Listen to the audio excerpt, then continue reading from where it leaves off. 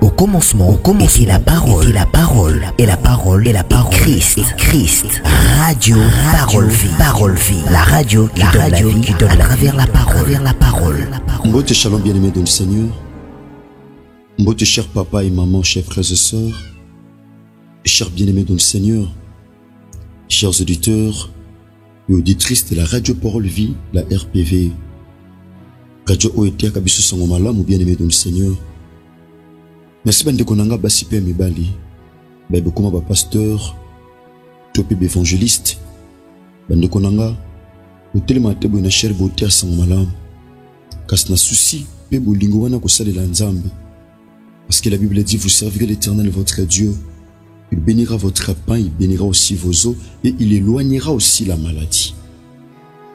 Bien-aimé dans le Seigneur, le conseil à Kanzambe, vous avez à Radio Parole Vie. Bien-aimé, nous partageons nos connaissances. Bien-aimé dans le Seigneur, la Bible dit ceci, tout ce qui a été écrit l'a été pour notre instruction. Bien-aimé, oh ne se comment et comment pour notre côté abisso. Mon frère, ma soeur, pendant que vous avez un tango, vous avez poussé un nzambe. Mais Dieu est ton sa parole. Nzamba na katsa liloba. Voilà pourquoi la Bible dit na pasi na bango babele la kinzambe kolo tinda kimbongo te matinda ki liloba pe yango ekangola ki. Bien-aimé dans le Seigneur, tom chose en a poussé le sambo obeta maboko na le samba combat et à malam. Parce que ma combat le but, nous n'avons pas à lutter contre le sang et la chair, mais contre le principauté, contre les dominations, contre les esprits méchants dans le lieu céleste. Bitu manabiso ya na bomotote mais ya molim. Dit o bunda bien ndengeni ni sokoza enseigneté. Enseignement et même ma base. Bien-aimé de le Seigneur, na bomoy ya mwana nzambe. C'est vrai, bien-aimé de le Seigneur, to bandaki ba enseignement depuis mardi au moment li kambozali, la prudence et la simplicité.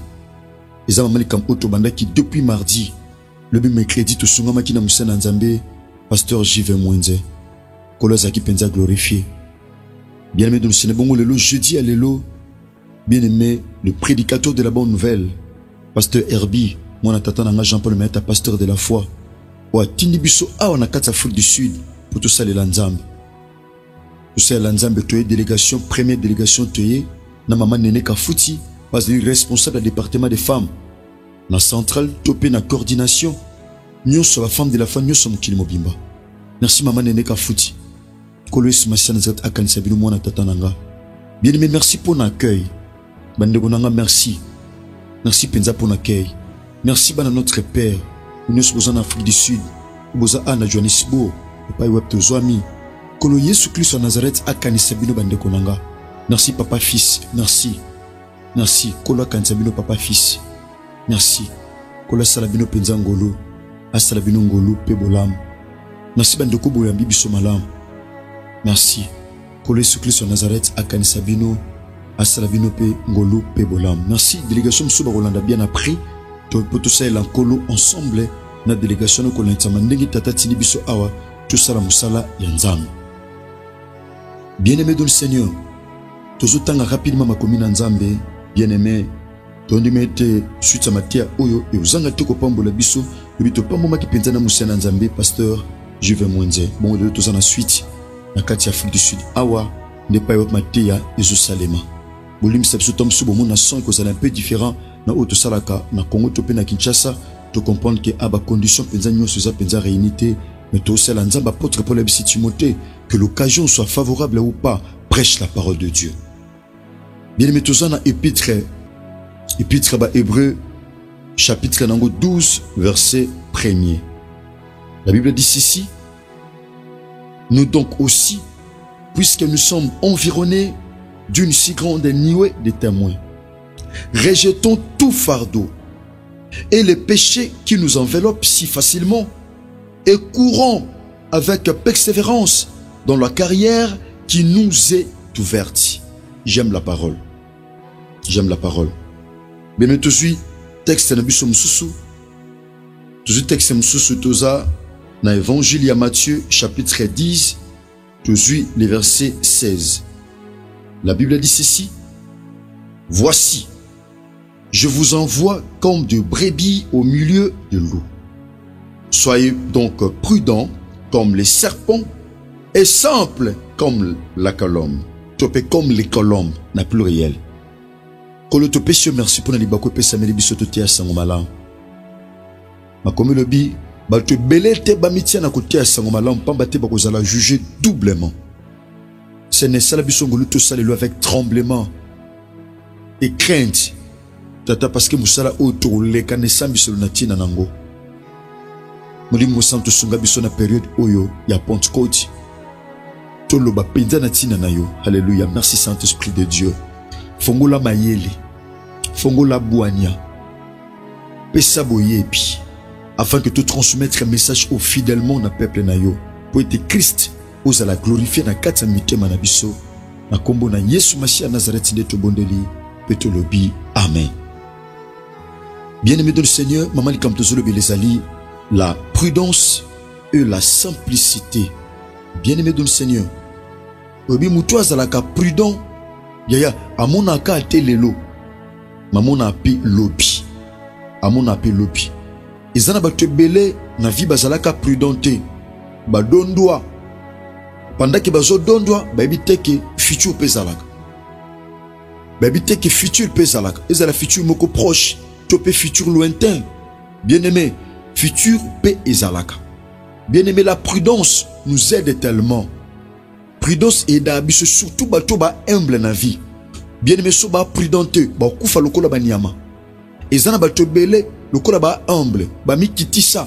Bien-aimé, ba kufa lokola ba nyama, pe ba farmi ezo perdi. Pourquoi? Parce que ba ndeko bazala ki prudente. Ah, nazalaka humble. Ate ba pesinge loko na lia, ate ba pesinga mai na mela, ate ba pesinge lamba na lata, ate na ba pesinge loko benazwa. Bien-aimé, sans pourtant azala prudent. Ah, ate ba bensinga awana kota. Ba te belé za nesika musu ba kotisa bango ba bimate. Ba te belé ba kota quelque part ba bimate parce que bazaka prudente. Ba bengisie. Pasteur, to landaka yo, yako sambela pa na biso nesika tel. Yaya, ayepe ko bonde la nzok bazaki batu mabe. Oh, satana tindi atindaki. Bien-aimé dans le to lobiteke, bien-aimé dans le Seigneur, to sambela ka te pa batu, oui, to sambela. To kenda pe pa batu, s'il faut le faire. Neti biso to zan équipe mobile man église, il y a intermo, donc intercession mobile. Et tambula pona ko bonde la tina baka batu. Et à malam. Et ça malam, bien-aimé la prudence. Et ça la kake mutu. Bien-aimé dans le Seigneur. Azala na ba discipline pe ba principe, prudence. Prudence permet à kamutu ayeba.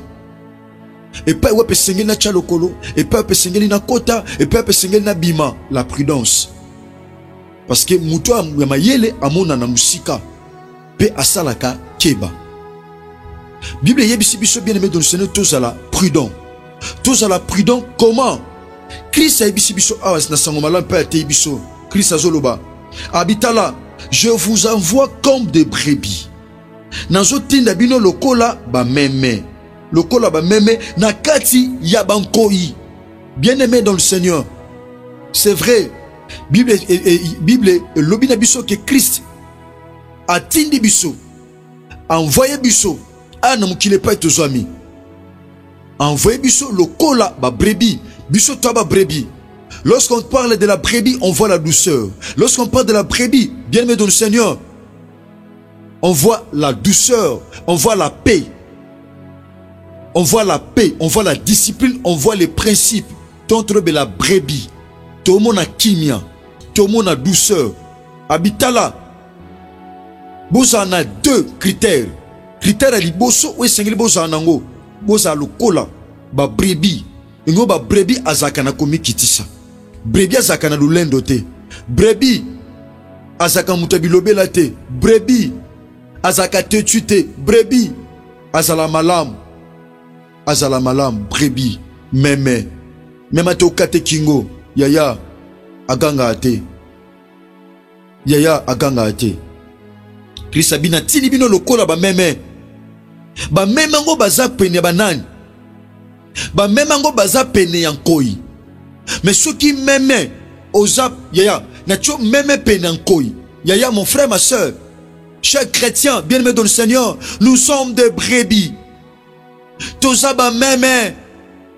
toza ba brebis. Mais tout simba lo comme tu es ça qui est bien aimé, toza entouré na bankoi. Toza entouré na banyama mabe. Mon frère oza entouré na bankoi. Koi, bien aimé dans le Seigneur, topé loup. Azanya moi devoraka. Azanya moi liaka. Azanya moi panzaka. Bien aimé, tango za brebis, yaya, yebake, koya za penena yo. Ata o monete na miso bomoto. Yaya, koya ko sala muninga. Koi, akoy ko sala muninga. Akoy ko sala ndeko. Akoy ko sala collègue ya service. Akoy ko sala muninga ya classe. Bane bene bazaka malam, ba brebis penza na famille. Yaya, mais du fait que ba kutana ba koyi vie beba. Ba comment ko mela mela. Ba comment ko sala bisala sala. Pourquoi? Aza brebis, aza meme makutana koyi na nzela na ye. Akutana koyi na école, akutana koyi na université, akutana koyi na institut supérieur, akutana koyi na église. Lelo ban koyi baza même na kati ba église. Ban koyi baza na kati ba église. Ban koyi makoyi batonga même na ba pasteur. Ban koyi batonga même na nzambe. Nzambe pe et point na selbe ban koyi batonga même na nzambe. Talan koyi. Bien aimé. Voilà pourquoi de quoi commis épître ba hébreu. Bien aimé. Dans chapitre 12 peut-être tu tanga lobini. Habille-nous donc aussi, puisque nous sommes environnés d'une si grande nuée de témoins. Tous environnés, bien aimés dans le Seigneur. Tous allés environnés d'une si grande nuée de témoins, bien aimés. Et pas aux alawana, et pas aux fandaka. Oui, aux brebis, aux mouta kimia, mais bien aimés dans le Seigneur. Bankoyi ba partout. Bankoyi. Bien aimé Seigneur, le simbelo comme tu es ça qui est bankoyi. Baza partout. Koyi baza ba jaloux. Koyibaza batumabe. La Bible dit le cœur de l'homme est tortué par-dessus tout. Qui peut le connaître? Mutema muteza nyoka nyoka. Ban koyibaza partout bien aimé dans le Seigneur. Bien tous à la prudent. Bien aimé dans le Seigneur. Tous à la prudent. Bien aimé dans le Seigneur. Prudent le col anan. Prudent le col à nyoka. Bien aimé. Tous à la tena race ba nyoka. Mais tout adopter prudence à nyoka. Bien aimé dans le Seigneur, nyoka ça n'a jamais distrait. Les serpents n'ont jamais été distraits. Serpents à la temps où nous sommes vigilants. Serpents à la temps où nous sommes vigilants. Moins de mouvements matite ningani à tomber le mouton. Bien aimé dans le Seigneur, les serpents ont toujours été prudents. Serpents azalaka misoko fongama. Serpents bien aimé azaka sensible ma kelele. Azaka sensible. Bien aimé dans le Seigneur, il devrait être très sensible. Même à le coup de la voix de l'Éternel, tous à la sensible. Bien aimé, pour me kutanayo, me comprendre le langage en zambete. Bien aimé, c'est vrai, il y a des loups à côté. Balou baza, balou baza. Na ba wenze pas te teka ka bien aimé, mame pas teka na wenze balou baza. Balou ba boke la batu maladie na wenze. Bachela batu bambasu, bampese, basikama. Ba maladie malamu tena AVC comme ko boakela balou ba boakela batu maladie balou ba boakela batu maladie balou baluka liwa na biso ka lelo me lobité lobi musika balou baza même na kati ba famille pendant ko zo ko mata ozo fongama balou mité maketo okufa lelo lobi musika bien aimé balou baza balou Christ a biso atindi biso awa na mukili abia tindi biso tu bien aimé dans le Seigneur. Le kola ba brebis o baza pene ya balou o baza pene ya balou yango tous à la prudent tous en amayele ne lobeli na biso na ba acte na biso tozo poser na notre manière d'agir na makambo tozo sala na lenga ko sala makambo bien aimé devrait être prudent. La prudence. Et ça n'a pas tué bazala sauvé à cause de la prudence. Et ça n'a pas tué belé balonga à cause de la prudence. Et ça n'a pas tué belé bafongwama à cause de la keba. Ya osala keba. Ya osala keba. Ya osala keba. Ya osala. Lorsqu'on parle de la prudence, on voit l'intelligence. Tous à la ekenge. Ekenge. Tous à la prudent, le col la serpent. Bien aimé de le Seigneur. Serpent. Moins de makelele. A tombola mutu. Cause à la prudent le col la serpent, mais cause à la simple, cause à la doux, le col la colombe. La colombe représente la paix. Alléluia. Représente la douceur. Colombe. Bien-aimé, azan de quoi appeler un message où il est clair. Azan de quoi appeler un message où il est clair. Azaka loko la corbote, Colombe.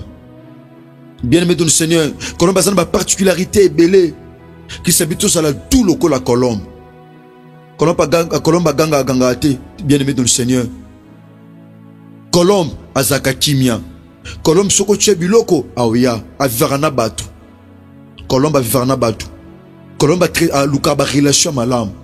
Babi le toza ba brebi loko la penabalu toza la simple loko la Colombe. Atanzamba tomboli. Atanzamba memie pe akome mayo. Mais toujours humble.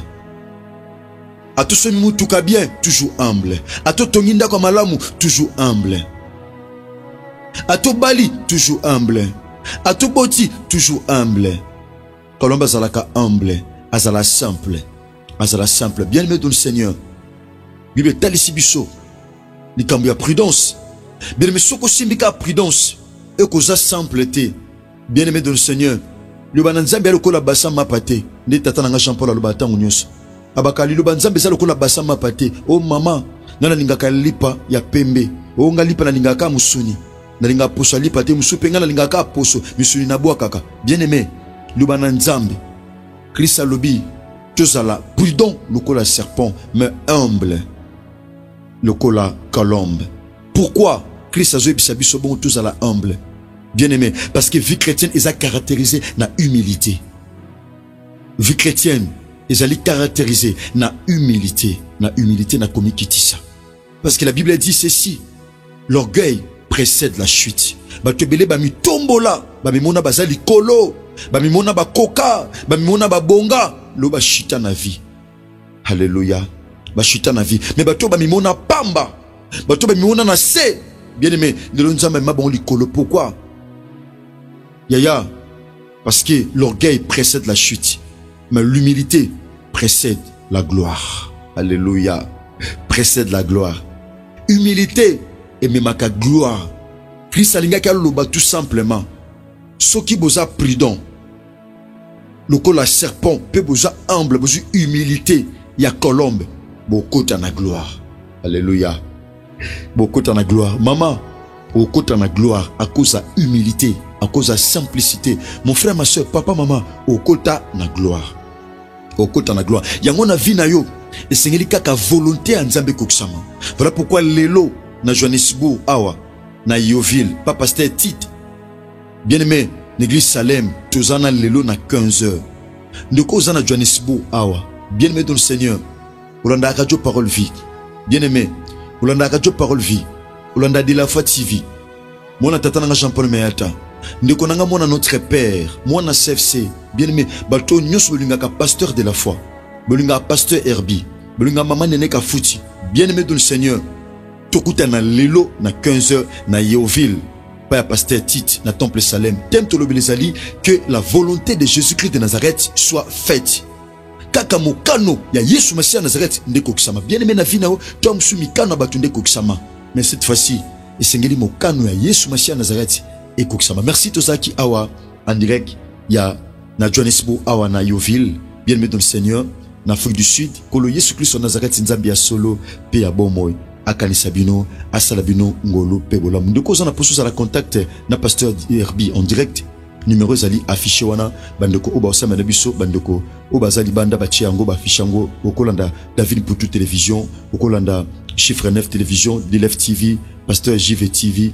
TPR Capro TV aux à la branche numéro de téléphone les alliés plus T43 97 36 31 068 aux à Pasteur Herbie en direct. Merci Tika Bolingo Golope Bolam ya Christ Bilabino Lelo Toza na Yoville. Pe dimanche Toza la partie à 9h car na temple Salem, donc dimanche na temple Salem pas Pasteur Tite Toza la Tobandi Lelo pe dimanche Toza la Susu na 9h. Tika Yesu Messia Nazareth Nzambia solo pe abomoy asalabiso ngolu pe bolam tondi make bien aimé Christ aozana tuko salabiso ngolu na mokola lelo. Merci que Jésus-Christ de Nazareth vous bénisse. Au commencement était la parole, et la parole, et la parole, et la parole, Christ, Radio, parole vie, la radio qui donne à travers la parole,